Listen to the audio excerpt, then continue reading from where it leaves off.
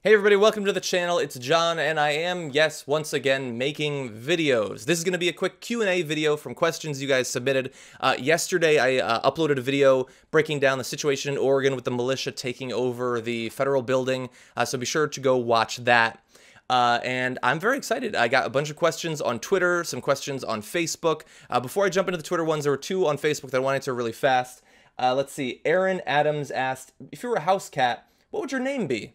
And my name would be Spot, and I love you if you know why I chose that name. The next question is from Jenny Hernandez, who says, what song would you choose to be your life's theme song?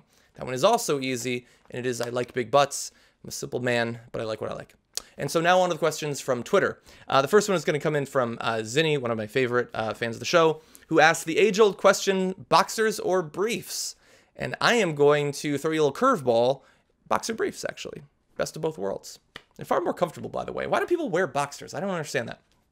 Anyway, on to the next one. Dan Spector says, can you break down your pre-film post process? How long does it take you to edit your videos? So pre and post filming situation. So generally I will wake up, consume a crap ton of news even before I get out of my bed. And there will be a number of different topics or stories or pieces of news that interest me. And so I will go and track down more sources of information for those. And if I feel like I'm going to make a video out of it, I will go through and I will pluck out the elements that I need, like videos or pictures or charts, infographics, quotes, and things like that. Because generally the videos tend to be structured around those sorts of things. And I will read up a bunch on it. Think about the sorts of points that I want to make, like what perspective do I want to have on the story, and then I'll sit down and film it. And in terms of the editing, it takes a really long time. And so now that I'm back on the channel making videos again after a break of several weeks or a month or longer, I'm trying to come up with a way to do it as fast as possible, because doing this actually takes a lot of time, especially when, as I just did, I just filmed this video and wasn't recording. So now I'm refilming it. And so that makes it take a long time. So I'm trying to make the editing much faster. It can take 20 minutes, it can take an hour, and that's just the editing. Exporting the videos and uploading the videos is like another hour or 2 hours. It takes a long time, but I like doing it, and so I'm going to keep doing it. Next one, Zinni asked, the desert island question. 5 books or movies that I would take if I was stuck on a desert island. And I'm going to cheat a little bit here. The first 2 are going to be book series that I love. I'm going to do the whole book series instead of just the books because I don't want to have to choose. The first one would be the Song of Fire and Ice. That is the Game of Thrones books. And the second is The Wheel of Time. And Game of Thrones, those are better books, I freely admit. But they're both very long, epic stories that would consume a lot of time that I would have on the beach, I suppose.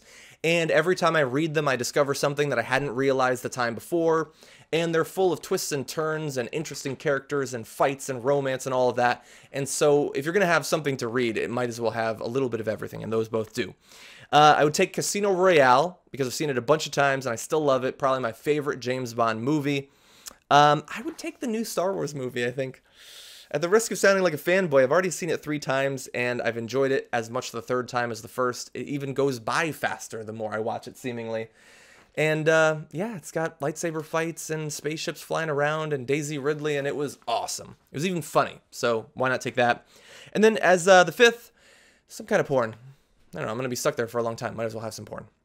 Next one, Noah Dameron says, John, what was the worst film you saw in 2015? Now, this is not the worst film absolute terms, but it's the worst film based on the expectations that I had for the film, and that would be Spectre. Because I'm a huge James Bond fan. I like the movies and the video games and the books and the character and the world, and it was a huge setback for the series. They had been doing amazing things in the past few. I even like Quantum of Solace, and I feel like this one was just like one of the old Bond movies, and that's not really what I'm looking for anymore. It wasn't bad, it was just not what I was hoping for. Next, Leah Hex says, what are some of the best news sources for beginners in politics? By the way, love Think Tank. Well, thank you very much, Leah. I love you. There's a ton. A couple of different principles. You want to have a lot of different news sources. You want to have some that are American, some that are international, and you want to have a mix of commentary and sort of objective, just presenting the facts sort of news. So, look, there's a ton that I go to, but I go to Vox and Think Progress, who have, and Vocative, who have good infographics, good environmental news. Vox has their explainer videos where they give just sort of the facts of these individual stories that you need to know about, and so those are great. They don't make a ton of content, but the ones that they do put out are good. Media Matters breaks down what people in the news are actually saying, the terrible things that they say, and it holds them accountable. And so I love Media Matters for that. Raw Story has a lot of, I guess, what would be sort of local politics news from around the country, but they make them interesting. They make them relevant for the entire country to worry about. And so I very much like Raw Story and have for a long time.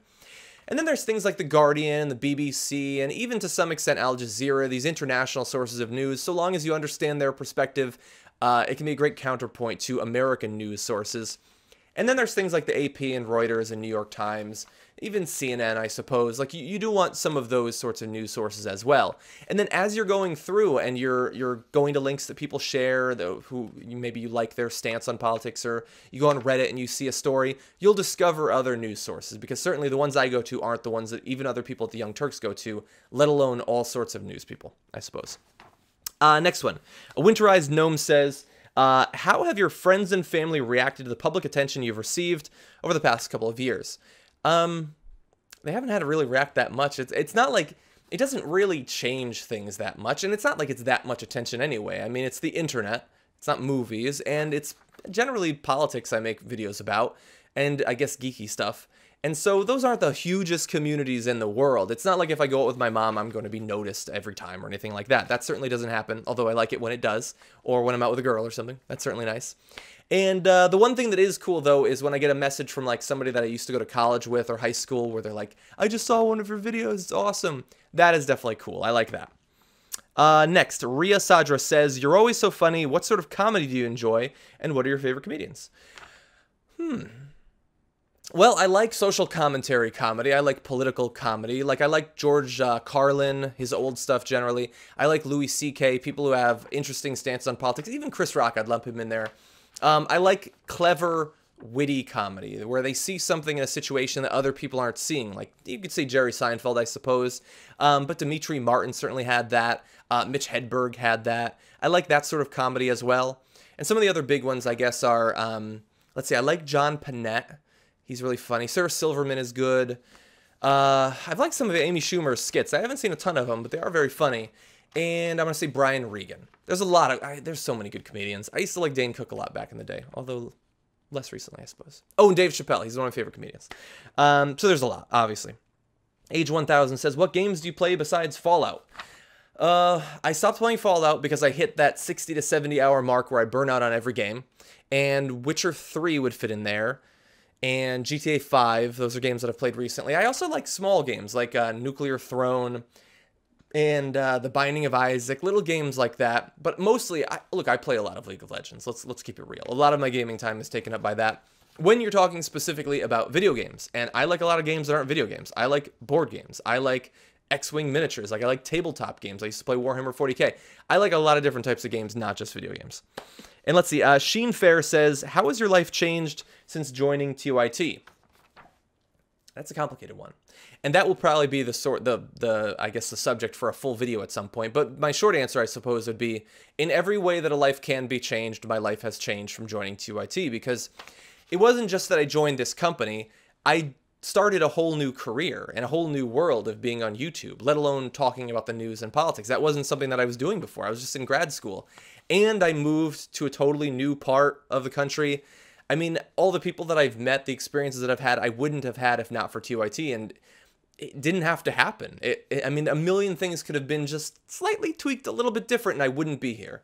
And so that's the short answer. Everything has changed, and almost all of those changes have been for the better. And so I'm extremely thankful that I have this opportunity. And the final question is from Chloe X Comet, who has a YouTube channel as well, which you should check out. She said, and I love this question, what are 5 simple pleasures that you have? And she gives the examples of coffee in the morning and stepping on crunchy leaves. And I love the question. I'm going to say my coffee in the morning is one of my amazing simple pleasures. Every day I fill it with creamer and it gets me started. Not just 1 cup, definitely 2 cups of coffee. I love that.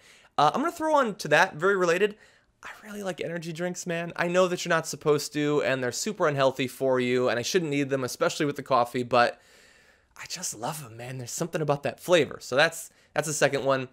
I like hitting the snooze. I like snoozing, man, for half an hour, an hour. God, The only thing better than sleep is tiny little bits of sleep that you get back to back to back to back. God, I love that. I love my dog getting into bed with me at night. I sleep with my dog. I love my dog. He means the world to me. And so feeling him laying down next to me, that's a nice little pleasure that I like. And then I'm going to say the final one is first kisses. That's a delightful little simple pleasure. I hope to have one someday. And yeah, those are the 5 simple pleasures. So thank you, Chloe. Thank you, everybody who sent in questions on Twitter and on Facebook. I didn't get to 1 out of 5 or 1 out of 10 of them, unfortunately, but thank you for sending the ones that you did. I'm going to finish this video by saying I am really trying this year to recommit to regularly making content for this channel, which is separate from the Young Turks. Because as much as I love all the stuff that I do for the Young Turks and for Think Tank and for What the Flick and all the channels that I do there, it's good and I think necessary to have something that's just yours. And I haven't prioritized it for longer than a few weeks at a time for a really long time. And that is unfortunate because I love doing this and I love you guys seeing the videos and commenting to me and sending me tweets and all that. Like, that is an important thing for my psyche and for my soul. And so in 2016, I'm going to really try to do that. And so if you're not already a subscriber, please subscribe. And by the way, if you haven't done this, turn on email notifications for uploads, because if you just hope to randomly come across one of my videos, I don't really upload that many that you can necessarily rely on it. But if you do the email notifications, then you'll know about it. And yeah, as I said, I made that video about the militia takeover in Oregon, which you can see I uploaded it last night. If you have more questions, feel free to submit them. I'm excited for 2016, excited to be doing more videos on this channel for you guys. I hope that you're excited too, and I'll see you in the next video.